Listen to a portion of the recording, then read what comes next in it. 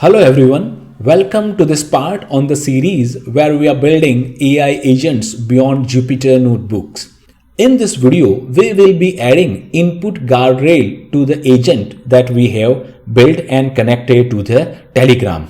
Input guardrail is a very important concept in AI agents. User can ask the AI agent anything like what's the weather, find best store near me, or give me a recipe.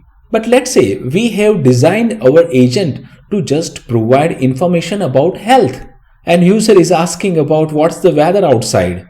The agent can be manipulated via the prompt or the input query user throws to the AI agent, and we all know this. So in order to avoid these things, or basically known as prompt penetration into the agent, OpenAI Agent SDK has a facility to provide input guardrail to the agent.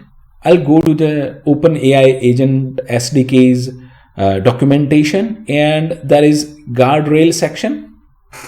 In the guardrail section, we have input guardrail and output guardrail. For input guardrail, if I go down a bit, you'll see it shows how to implement input guardrail. So basically, we create a data class, then we create an agent.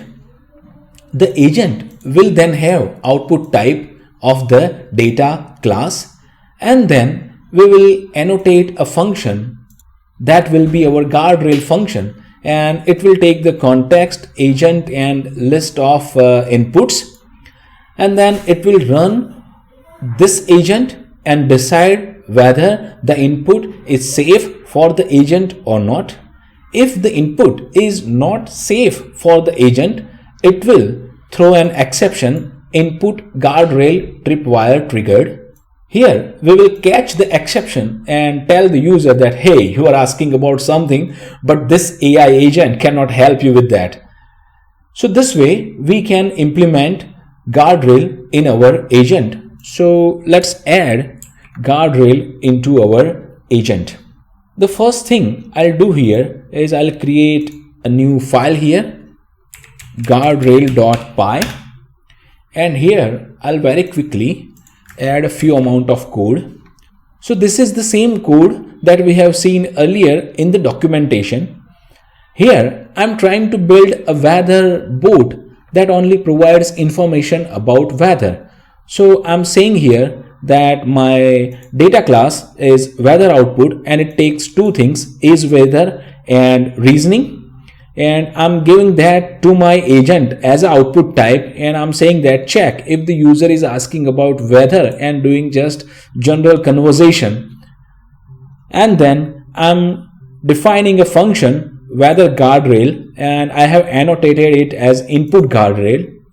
So now this function is set correctly. We can then go to our main agent, and here we can import our guardrail agent. So I'll say from src.agents.guardrail import guardrail agent, and I'll say my input guardrail is my guardrail agent. So that means whenever a new message comes to the agent first passes that message here. If that is a valid message, then it runs the main agent, otherwise it throws tripwire exception. So I'll save this and I'll go to this Telegram part, and here we need to now catch the tripwire exception. So let me very quickly do that. And let me import this.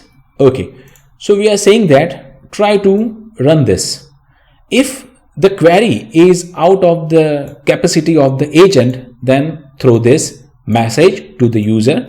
Let me save this, and input guardrail must be a list. Let me do that. Yeah, so the application is now running. Let's go to the Telegram bot, and I'll say, hi, give me a good recipe, for example. Oh, I think I'm seeing an error here. It says message sending message back agent object has no attribute run in parallel. So I was able to solve the issue, and the issue was some import statement was not correctly written. And also I have figured out that in order to correctly use the guardrail agent into the main agent, what we need to do is we need to write not against the tripwire trigger status that is coming from this data class. So we are saying that if the user is asking about whether, then is whether is true, and if it is not asking about whether, then this is whether is false. So here I'm saying if this is false, then trigger the tripwire, because I have written not here, and if it is true, then tripwire should not trigger. And let me very quickly go to here, and as you can see, I was testing few things and it was basically giving the recipes. Then I figured out that I need to put not there. So let me very quickly copy this and paste it here and show you that it is working. And now we will see. I'm sorry, I cannot help you with that. Please ask me about something else. And obviously we can, manage this message however we want. So I guess this is it from my side for this part of the video. If you face any issue running the code that I have shown in this video, you can get back to me in the comment section. I'll surely help you. Finally, if you like the work I put on my YouTube channel, consider subscribing to my channel. That helps. Thank you for watching. Enjoy the life, feel the music. Peace.